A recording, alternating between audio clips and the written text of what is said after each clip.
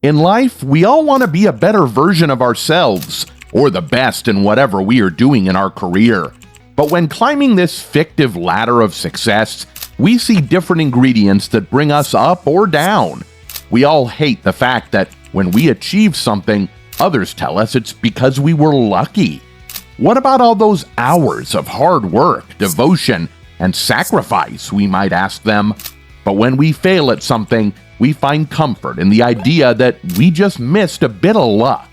It looks as if we perceive either hard work or luck as ingredients for success, or maybe a combination of both. Actually, both hard work and luck can be wrongfully interpreted in determining the chances of success. I believe there is more than just hard work and luck that gets you where you want. And the best way to describe it is by this analogy. Life is like a sailing ship. As a captain, you set a direction towards your goal. You can influence the speed and direction of movement by building the biggest and best sail possible.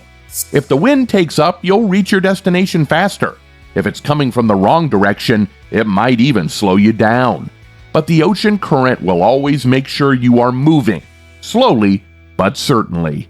You probably get the gist of a metaphor where the sailing ship represents your life, but let's break down these concepts. The goal you want to reach is the starting point, and probably the most important part of getting what you want. Let's say you choose to start a business in a field that is oversaturated, or you have zero experience in. You're kind of making it very difficult for yourself. Or maybe it's something that doesn't make your heart skip a beat and doesn't suit your skills and motivation at all. There will be a very big chance you won't last long enough. As captains, we should know why we want to go somewhere and know our limits and relevant circumstances before we set course. This probably comes closest to what we normally perceive as hard work. Building the best sail in the world could turn out hugely profitable when the wind picks up. Or like Richard Branson calls it, when luck favors the prepared mind. But what if a storm breaks out and your big sail breaks? It's not only about the biggest effort or the number of hours, but about the effort that matches the goal and its circumstances. As a mortal human being with a limited amount of time and energy, choose your effort wisely. Make sure it suits your goal, don't overkill it, and don't underestimate it. Another concept that might sound familiar, but is very different from luck.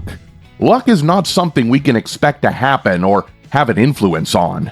Chance, on the other hand, is something we can create the right circumstances for and turn into luck when it happens. Otherwise, it might blow away. Winning the lottery is being lucky.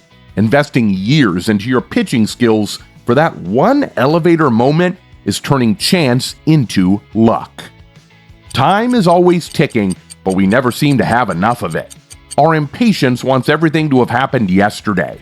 But the best entrepreneurs didn't turn out successful overnight. They have been in the game for a long time. They persevered when things turned ugly and kept going, but most of all, they set the right expectations for the right amount of time. As the famous saying goes, people overestimate what they can do in a day, but underestimate what they can accomplish in a decade. Time makes sure we are moving, slowly but certainly. So don't underestimate its power in getting where you want. Let me give you an example of Steve Jobs and Bill Gates.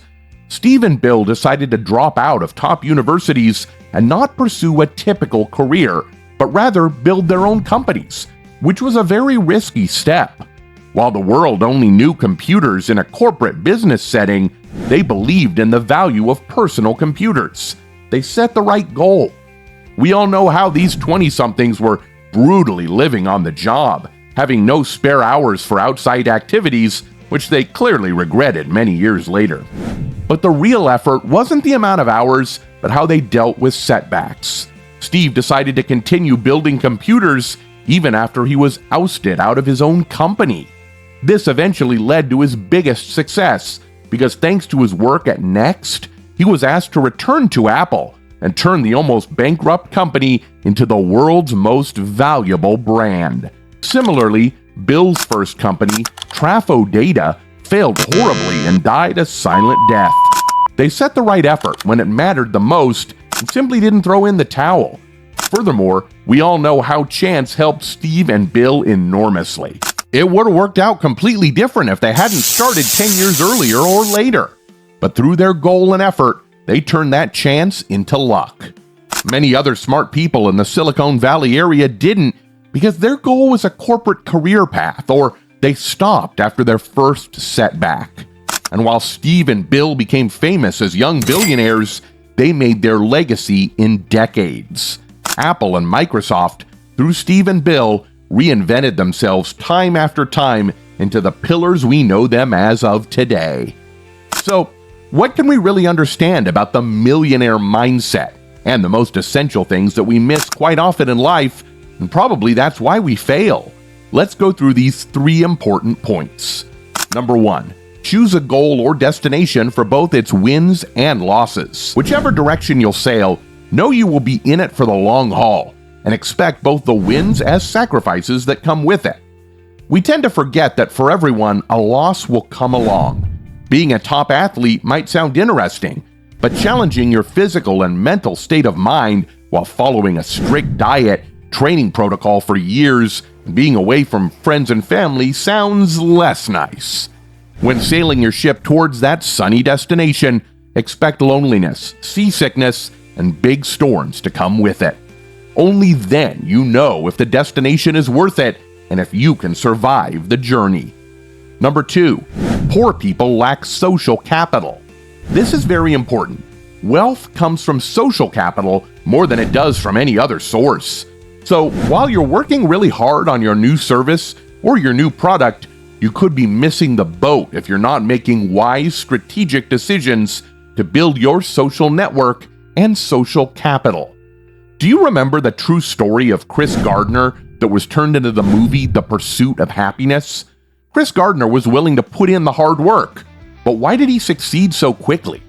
He combined his hard work with the social capital he acquired. He cut straight to the top and found a way to connect to his boss at the firm where he completed his unpaid internship. When you look at that story and many others like it, you can't discount the fact that the connections that people made are the difference between their success or their failure.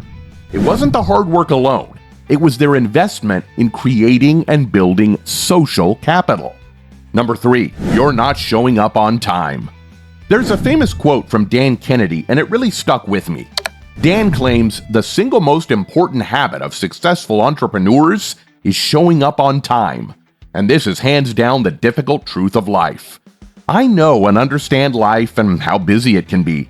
What we don't understand is how someone thinks that I would trust them with a large project or with my time again after missing their original appointment with me. I have learned that those who are early or on time have character, and those who don't show up on time aren't worth doing business with. This is especially important early on in a relationship. Later, I think that there can be some wiggle room as long as there is a heads up and communication, but don't mess it up early on.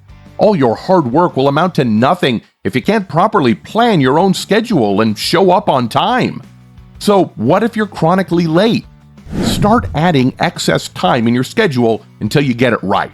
Is the appointment an hour away? Leave an hour and a half beforehand. Do you need to meet a client on a conference call at noon? Get on the call 10 minutes early. Change your bad behavior and give them a crisp, comfortable feeling from day one. Show them that you respect them and their time. Then, when it comes time to work hard, they'll know they can trust you to get the job done. The next time you're beating yourself up or thinking about reflecting on whatever you are working on, make sure you use the right variables. It's easy to blame others or luck because you've worked so hard, or downgrade others' hard work through how lucky they always are.